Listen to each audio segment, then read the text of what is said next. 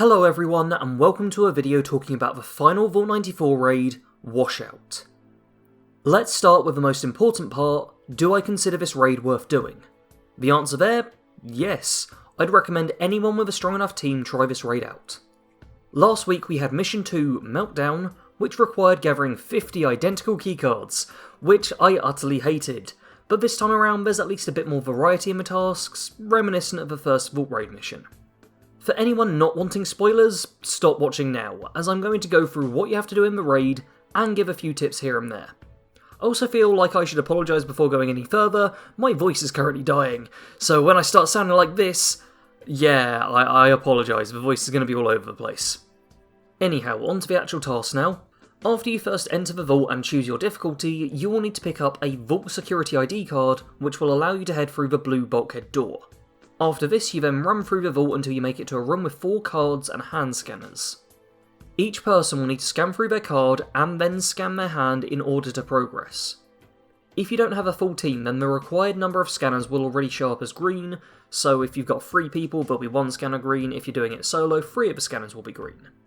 One slight issue you may have at this point, and which my team and I had, was that the game seems to clash a little between the hand scanners, meaning you might need to scan through one person at a time. For example, Fredo and I were trying it on our second run through, and I think we were both trying to scan our hands at the same time, and it wasn't registering, so be a little careful about that point. The next stage has you activating an emergency flooding procedure. That's right, week 1 is draining the vault, and week 3 we're flooding the place again. It's just an endless cycle of us going in there, draining the place, flooding it, draining it, flooding it. Oh, it's crazy. Anyhow, at this point you'll need to defend a couple of robots as you get swarmed by insects, and keep an eye out for mainframe cores and interlock keys, which will be needed to be inserted into the main panels as you go along. Once the robots have done their jobs, you will then be instructed to escape Vault 94. If playing on Standard or Expert, there will of course have been a timer this entire time, but if on Novice, then you can really be leisurely in your escape. Like, there is no time limit at all, you have as much time as you want to leave the vault. Escaping the vault involves completing a series of small challenges which were present in the first 2 raids. Seal seed banks, either by replacing canisters or hacking the terminals, navigate your way out of a residential wing using your knowledge of the map from the previous raids, and shut down the reactors by fixing some randomised errors, similar to how fixing the reactors worked in the first mission. All of these tasks will be familiar to those of you who have done the previous raids, as they really are just shorter and easier versions of what we've done before. Once the reactors are shut down, you just have to clear the atrium by killing enough bugs, including the boss, a 3-star poisonous honey beast, and then you scan an ID card to escape. Or to just stand there, get told you've escaped, but still be trapped inside of a vault and have to fast travel out. Regardless of lore inconsistencies, you passed the mission, good job. Overall, I quite enjoyed this raid. It used a lot of the elements from the previous 2 raids, but in much smaller doses, giving a good amount of variety without making things tedious.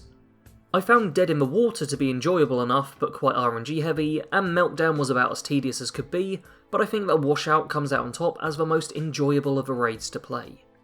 It's challenging enough that you have to focus and communicate with your team, but also feels like most high level teams should manage Novice on their first try, and be able to get through Standard with a little practice. Keep in mind these missions will cycle each week, so we will be back to Dead in the Water next week, then Meltdown after that, and finally back to Washout, the raid we currently have active. What this means for me is I'll be playing these raids 2 out of 3 weeks, which I'm okay with. Last week had me worried that the raids would be viewed negatively overall, but I think this one has come in and saved the day there. It has some challenging fights, skill checks to speed things up, and a bit of puzzle solving, all things perfect for a Fallout raid. On top of that, Valseek, a Bethesda community manager, put up a post on the forums letting us know that there's going to be some maintenance done at 10 AM EDT tomorrow, to help with both the power armor bug and server stability, so I'm hoping that might help somewhat with the lag that the game has been suffering as of late. If you try and do the vault raids with a time limit, then it's often waiting for the announcer to stop talking or for a terminal to load which fails it for you, so we definitely need improvement there sooner rather than later. And that's all you really need to know about the raid for now. I'd highly recommend everyone who can gets a team together and tries it for themselves. If you need people to group up with, then feel free to join my Discord and use the Looking for Group chat to get a team together there. I myself was playing with a few regular Discord members in this recording. If you'd like to see how our initial run of this raid went, then let me know in the comments, and if there's enough interest, I'll edit down the footage and make a video of it. For now though, that is all. Make sure to leave a like on the video if you found it helpful, and subscribe for more Fallout 76 content. As always, thanks for watching. Sarge out.